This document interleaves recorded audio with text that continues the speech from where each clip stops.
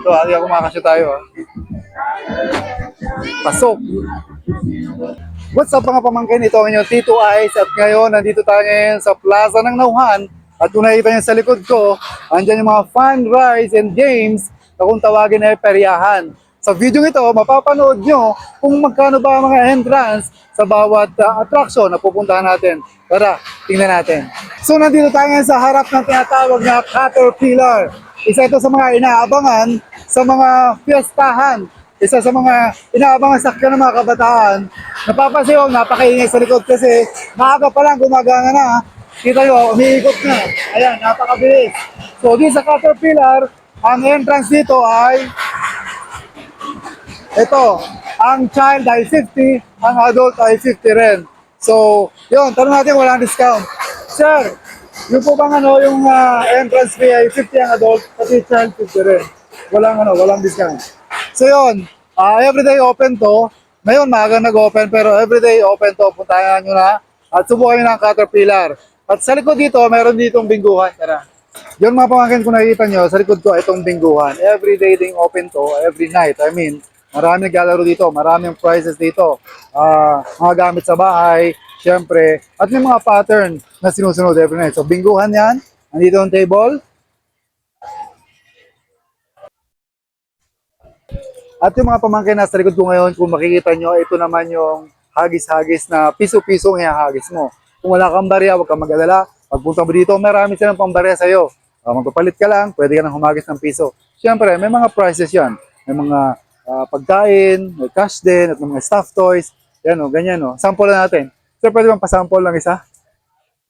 Kung, yan, meron tayong piso dito. Meron tayong piso dito, mga pamangkin. Subukan natin. Ayun, talo. Nakita nyo, hindi singot sa kahit anong square. So, talo yun. Tara, punta tayo dito.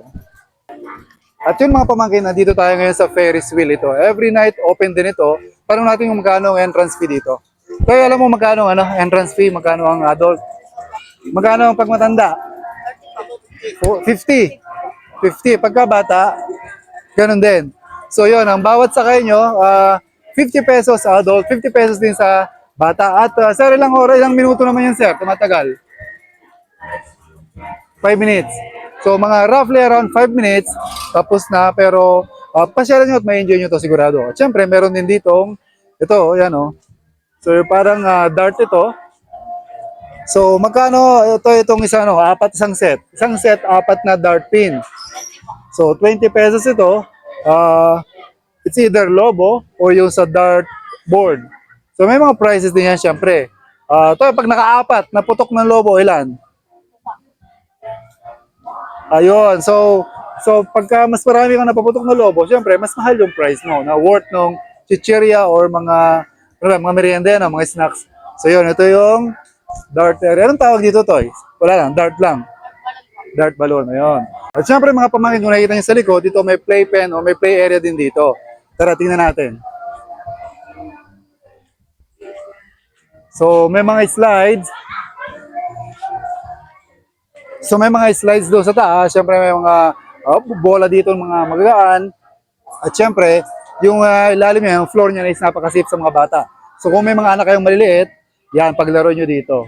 At siguradong sulit yan. Tanong natin yung magkano entrance dito.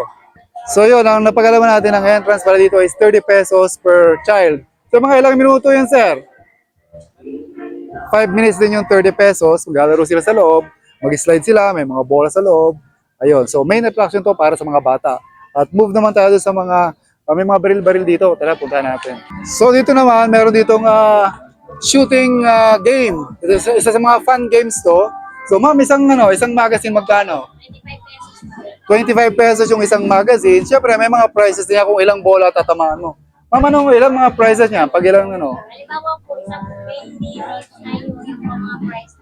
Sa kung gano'ng karami yung bola po. Kaya po nalaglag yung Ayun, so mas marami kang tamaan, mas maraming malaglag na bola, mas mataas ang price o mas mahalaga, mas mataas yung worth ng merienda makukuha mo.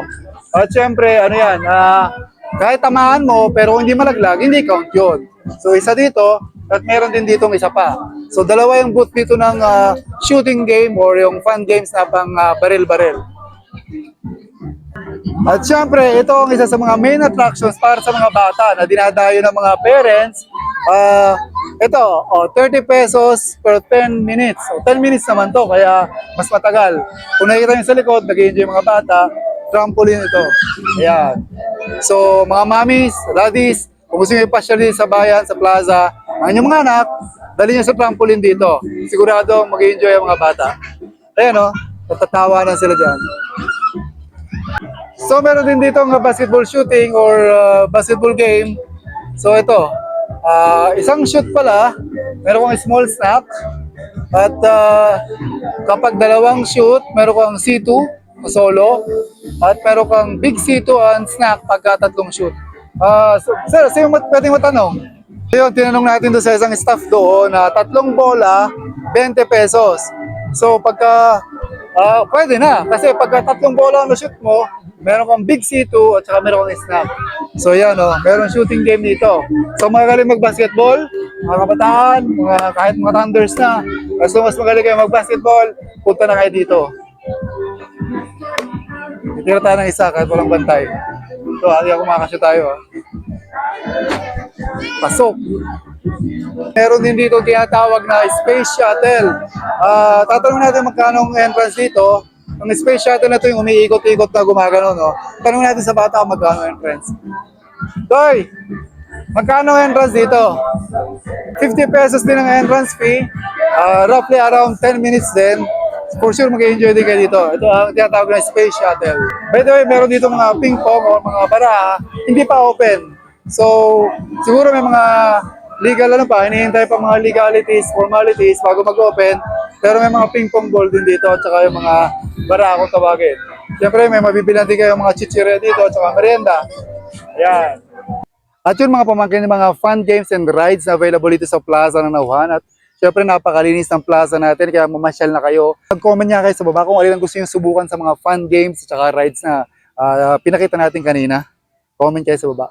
Pero syempre pag nagutom na kayo at saka napagod na kayo, nauuhaw na kayo, meron tayo ditong night market. Malapit lang. Syempre, pwede kayong mamili mga gusto nyo merienda at saka mga inumin. At syempre, huwag nyo kakalimutan ng Tito Ice Food Hub. Maraming pagbibilihan dyan.